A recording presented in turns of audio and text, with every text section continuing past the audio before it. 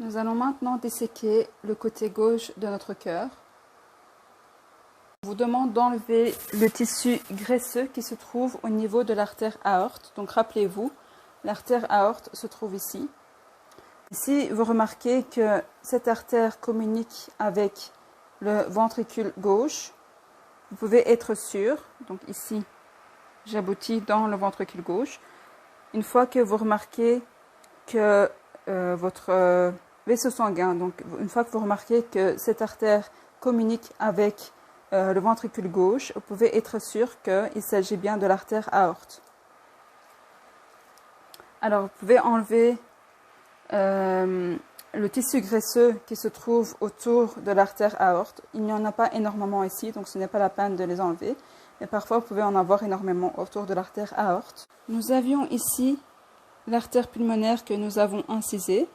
Alors, vous pouvez relever l'artère pulmonaire afin de voir la communication entre l'aorte et le ventricule gauche. Alors, nous pouvons reprendre notre aiguille et l'introduire dans le cœur à partir de l'artère aorte et l'enfoncer jusqu'à la pointe du cœur qui est une partie du ventricule gauche. Donc cela va nous permettre de commencer l'incision de l'artère aorte et de poursuivre l'incision de manière parallèle au sillon interventriculaire et donc de couper la paroi du ventricule gauche.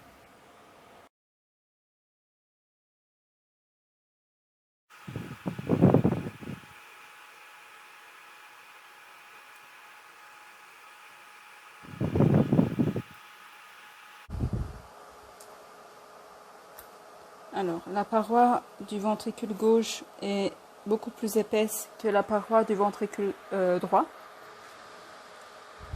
Donc, cette paroi a une épaisseur de plus ou moins 2 à 3 cm. Donc, vous pouvez avoir un peu du mal à couper cette paroi. Voilà.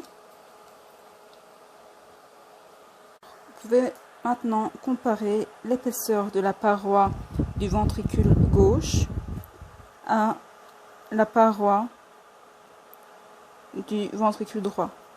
Donc vous pouvez comparer, toucher les deux parois et comparer l'épaisseur de ces deux parois. Donc ici, si je retourne le cœur, j'ai le ventricule droit et le ventricule gauche.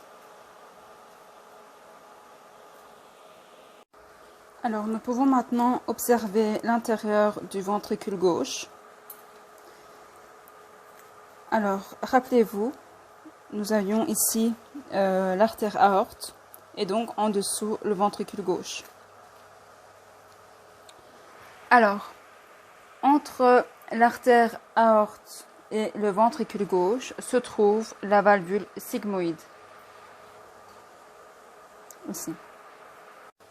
Donc, encore une fois, nous avons les 3 poches de la valvule sigmoïde. Normalement, cette valvule est fermée et elle sépare l'artère aorte du ventricule gauche.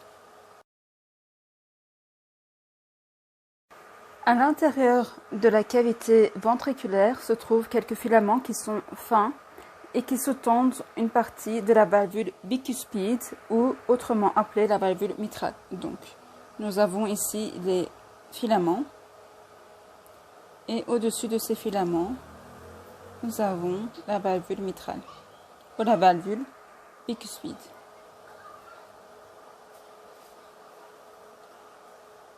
Nous avions ici la valvule tricuspide dans le côté droit et dans le côté gauche, nous avons la valvule mitrale ou la valvule bicuspide. Alors, vous pouvez maintenant introduire votre aiguille dans une des veines pulmonaires qui sont peut-être encore présentes dans le cœur que vous avez, donc ce n'est pas mon cas. Et l'enfoncer jusqu'au fond du ventricule gauche.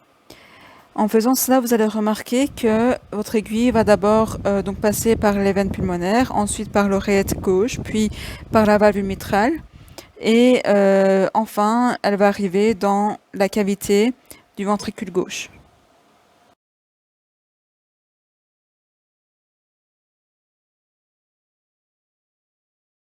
On vous demande d'inciser les veines pulmonaires, mais ici, étant donné que les veines ont été coupées, je ne pourrai pas réaliser cette incision.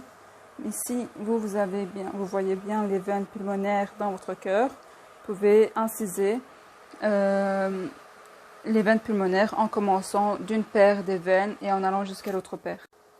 Alors,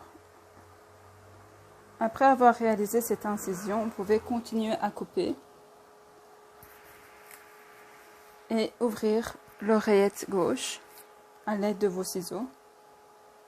Je coupe l'oreillette gauche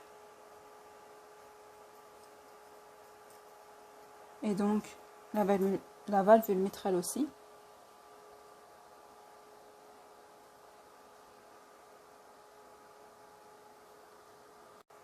Après avoir réalisé cette incision, vous pouvez remarquer que donc ici nous avions les veines pulmonaires, nous avons ici l'oreillette gauche, ensuite nous avons la valvule mitrale,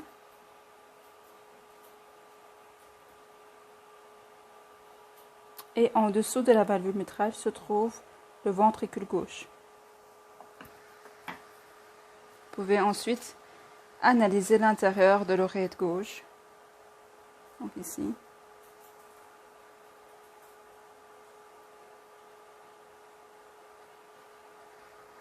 Ainsi que repérer la valvule mitrale ou la valvule bicuspide.